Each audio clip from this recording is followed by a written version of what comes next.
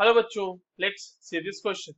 6.2 gram of a sample containing Na2CO3, NaHCO3 and non-volatile inert impurity on gentle heating loses 5% of its weight due to reaction as shown below. Reaction क्या है? 2NaHCO3 giving Na2CO3 plus H2O plus CO2. Residue is dissolved in water and formed 100 ml solution, and its 10 ml portion requires 7.5 ml of 0.2 molar aqueous solution of BaCl2 for complete precipitation of carbonates. Determine the weight in gram of Na2CO3 in the original sample as nearest integer. चलिए इस question को solve करते हैं बच्चों। सबसे पहले तो ये देखते हैं कि इस क्वेश्चन को सॉल्व करने के लिए हमारे पास कौन सी की कॉन्सेप्ट की जानकारी होनी चाहिए।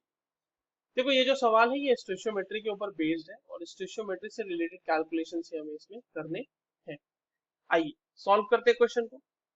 सबसे पहली बात कि लॉस ऑफ वेट जो हो रहा है वो किसकी वजह से होगा? वो रिएक्शन हो रहा है और उसमें H2 और CO2 जो निकल रहा है उसी की वजह से लॉस ऑफ वेट आपको देखने को मिलेगा।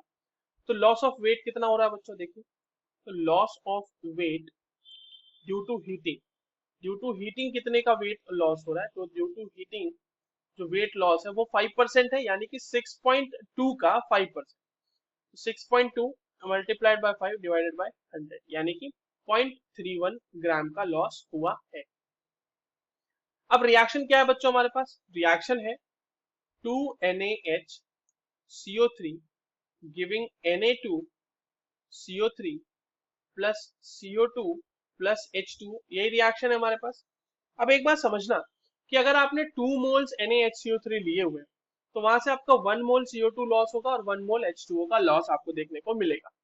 तो 2 मोल के लिए NaHCO3 का मास क्या हो जाएगा बच्चों? 2 इंटू 84 ग्राम। 84 ग्राम उसका मोलर मास होता है, उसको हमने मोल से मल्टीप्लाई कर दिया तो 2 ग्राम का मास 2 मोल का मास निकल जाएगा।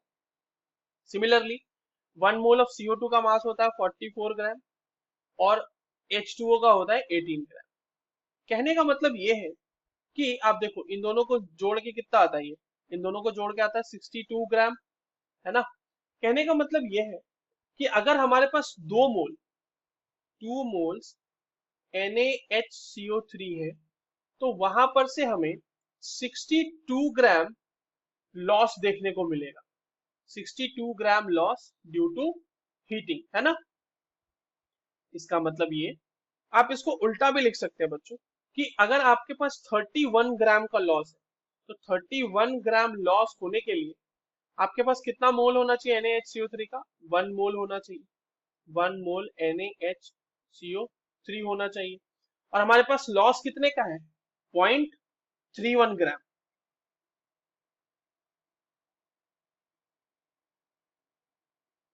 तो 0.31 ग्राम का लॉस बच्चों कितने मोल से हुआ होगा ये भी देख लेते हैं। तो हमारे पास जो 0.31 ग्राम का लॉस होना है उसके लिए कितना ग्राम रिस्पॉन्सिबल है? उसके लिए 0.01 मोल NaHCO3 रिस्पॉन्सिबल है। यानी कि हमारे पास जो ओरिजिनल सोल्यूशन है उसमें 0.01 मोल NaHCO3 प्रेजेंट थे। तो अब आप जब बताओ इस 0.0 मोल NaHCO3 को हीट करोगे तो कितने मोल्स ऑफ Na2CO3 प्रेजेंट होंगे? मोल्स ऑफ Na2CO3 कितने प्रोड्यूस होंगे? तो देखिए आप जरा स्टोइचियोमेट्री को फिर से, अगर आप 1 मोल NaHCO3 लेते हो तो उससे 1 मोल ही Na2CO3 प्रेजेंट होता है, मतलब प्रोड्यूस होता है। तो ये हो जाएगा 0.01 डिवाइडेड बाय 2 मोल्स, ठीक है। यानी कि दिस इज 0.0 सॉरी 0 नहीं 0.005 मोल्स। इतने मोल Na2CO3 के प्रोड्यूस किए हैं किसने? NaHCO3 ने। अब देखो जब आप कार्बोनेट का रिएक्शन करा रहे हो BaCl2 के साथ तो रिएक्शन क्या हो रही है? वहां पे जो रिएक्शन हो रही है वो हो रही है BaCl2 plus Na2CO3 giving BaCO3 plus NaCl, ठीक है। 2NaCl obviously 2NaCl। यहाँ पे देखो आप कि BaCl2 का भी 1 मोल चाहिए और Na2CO3 का भी 1 मोल चाहिए, यानी कि number of moles of carbonate should be equals to number of moles of BaCl2। Number of moles of Na2CO3 should be equals to number of moles of BaCl2, है ना। अब number of moles of carbonate कैसे निकालेंगे बच्चों, देखिए आप।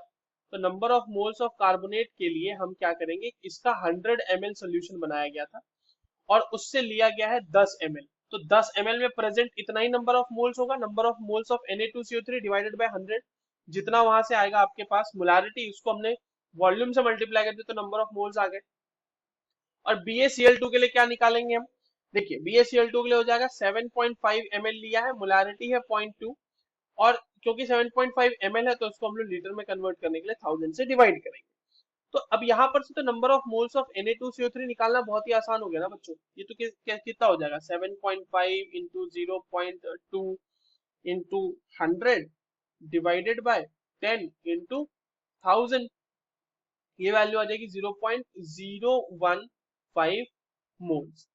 तो देखो BaCl2 से जब रिएक्शन हो रहा था तो कुल मिला के 0.015 मोल्स Na2CO3 रिएक्ट किए, बट ये Na2CO3 दोनों कंसिस्टिंग है, क्या मतलब, जो पहले से Na2CO3 था और वो Na2CO3 जो NaHCO3 के हीटिंग की वजह से बना है।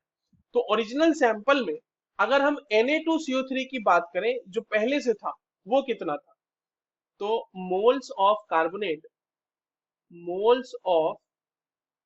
Carbonate in original sample, in original sample, ये क्या हो जाएगा 0.015 माइनस 0.005, इतने ही मोल्स है, ये आ जाना है हमारे पास 0.01 मोल।